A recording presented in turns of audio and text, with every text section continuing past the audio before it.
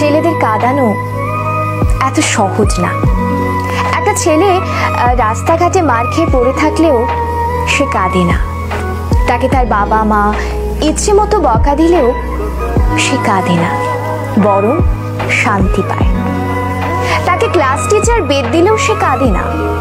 তাকে তার প্রিয়জন রাগ অভিমান করে যদি একটা থাপ্পড় দেয় তবুও সে কাঁদে না, বরং সেই থাপ্পড়ে সে ভালোবাসা খুঁজে নেয়। এক কথায় বলতে গেলে ছেলেরা কাঁদেই না। ছেলেদের কাঁদানোর একটা সহজ উপায় হলো তাকে অবহেলা করুন, তার থেকে গুরুত্ব কমিয়ে দিন, তার প্রতিটা কথা এবং অনুভূতি হেসে উড়িয়ে দিন, তার ভালোবাসাকে মজা হিসেবে নিন। তবেই ছেলেটি কাঁদবে, তবে রাতে কেউ জানবে না।